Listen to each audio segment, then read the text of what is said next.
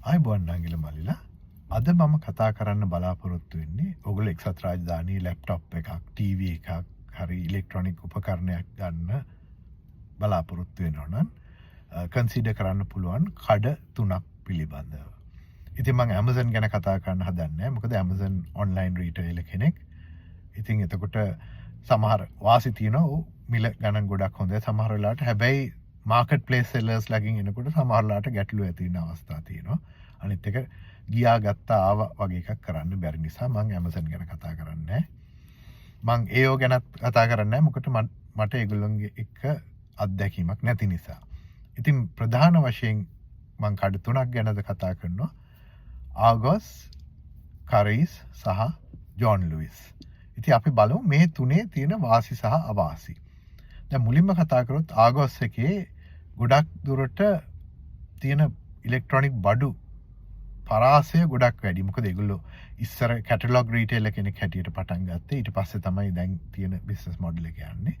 ඉතින් ඒ නිසා ඒගොල්ලොන්ගේ shops physically ඕගොල්ලන්ට ගිහිල්ලා අතගාලා බලලා ගන්න විදිහක් නැති වුණාට ඕගොල්ලන්ට offer කරන ප්‍රමාණය ගොඩක් බඩු ඒ කියන්නේ brands models ගොඩාක් තියෙනවා. ඒ වගේම ඔන්ලයින් ඕඩර් කරලා නොමිලේ ළඟම තියෙන ආගොස් ශාඛාවට හරි සේන්ස්බරි එකටත් බොහෝ දුරට ඩිලිවර් කරගන්න පුළුවන්. ඒ වගේ වාසිත් ගොඩක් ඒකේ තියෙනවා. හැබැයි ඒකේ ඩවුන් සයිඩ් එක ඇවිල්ලා සමහර වෙලාවට ඕගොල්ලන්ට ලැබෙන අපි හිතමු ලැප්ටොප් එකක් වගේ ගත්තොත් සමහර විට ඒක ඒගොල්ලන්ගේ වෙයාහවුස් එකේ අවුරුද්දකටත් වඩා කාලයක් තිබිච්ච එකක් වෙන්න පුළුවන්. මම පෞද්ගලික අත්දැකීමෙන් කියන්නේ මම ගත්ත i7 එකක් ආගොස් එකකින් එක සැරයක් ඒගොල්ලෝ අන්තිමට මම වොරන්ටි වලට ඒ මැනුෆැක්චරර්ට කතා කරාම ඒගොල්ලෝ කිව්වා මේක ඒගොල්ලෝගේ වෙයාහවුස් එකේ අවුරුද්දකටත් වඩා තිබ්බ එකක් කියලා. අනිත් එක ආගොස් එකේ සාමාන්‍ය වොරන්ටි එකක් තමයි ඔෆර් කරන්නේ. ඒ අරනකොට ඒගොල්ලෝ ඕගොල්ලන්ට කෙයා පැකේජස් විකුණන්න හදයි තව සල්ලි වැඩිපුර අරගෙන. ඉතින් ඒ නිසා අර ප්‍රොඩක්ට් රේන්ජ් එක ගොඩක් වැඩි වුණාද සමහර විට ආගොස් හොඳම දේ ලැබෙනවා කියලා හිතන්න අමාරු වෙන අවස්ථා තියෙනවා. ඊළඟට බලමු අපි කරීස් එක ගැන. දැන් උදාහරණයක් හැටියට අද මම ආව ටෙලිවිෂන්ස් බලන්න. දැන් කරීස් එකේ තියෙනවා අවුට්ලට්ස්. ඒ කියන්නේ සාමාන්‍ය ෂෝරූම්ස් තියෙනවා, ලැප්ටොප්ස් සිය ගාණක් දාලා තියෙනවා, ටෙලිවිෂන් සිය ගාණක් දාලා තියෙනවා. දැන් උදාහරණයක් හැටියට මම හිතාගෙන ගියා Sony TV එකක් හරි Samsung එකක් හරි ගන්න කියලා.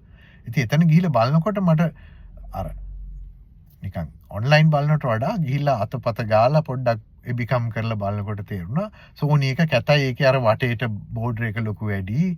මට ඊට පස්සේ හිතුණා Samsung එකට වඩා TCL එකේ පාටවල් හොඳයි කියලා. Panasonic එක කන්ට්‍රාස්ට් අරකට වඩා හොඳයි වගේම දැනෙනවා. ඊළඟට JVC Toshiba වගේ ඒවායි නිකන් අර බොහොම ඩල් කලර්ස් තියෙන්නේ. ඒ වගේ මේක මගේ ගෙදරට ගැලපෙන එකක් නෑ නේද? ඒ වගේ හිතෙනවා.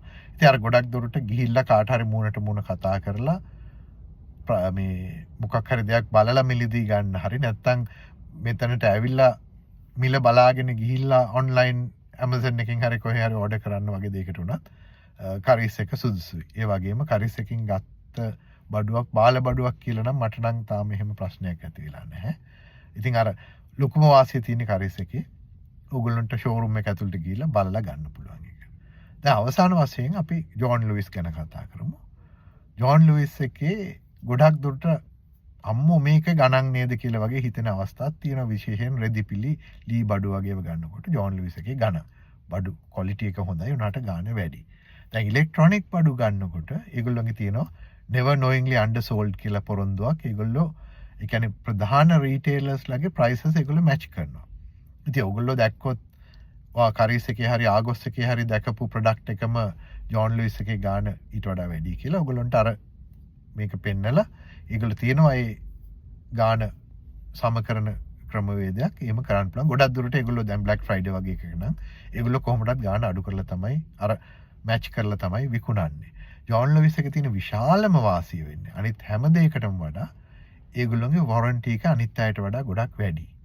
උදාහරණයක් හැටියට අවුරුදු සාමාන්‍යයෙන් කරීස් හෝ ආගොස් එකේ අවුරුද්දක් වොරන්ටි ලැබෙන ප්‍රොඩක්ට් එකටම ජෝන් ලුයිස් එකේ අවුරුදු 2ක් ලැබෙනවා. වොෂින් මැෂින් වගේ දේවල් ගත්තත් එහෙමයි ජෝන් ලුයිස් එකේ වැඩි වොරන්ටි කාලයක් නොමිලේම ලැබෙනවා. ඒක ගොඩක් ලෑස්ති විශේෂයෙන් ලොකු පවුලකට වගේ ගන්න ඕන. මොකද ඔයගොල්ලෝ වැඩිපුර පාවිච්චි කරන මොන හරි වෙලාවක කැඩුනොත් ටක් ගාලා ජෝන් ලූයිස් එකට ගෙනිච්චා. හරි ඒගොල්ලෝ දැනුම් දුන්නාම ඒගොල්ලෝ ඒක ගොඩක් කිසිම කරදරයක් කරන්නේ නැතුව රිප්ලේස් කරලා හරි රිෆන්ඩ් කරලා හරි දෙනවා.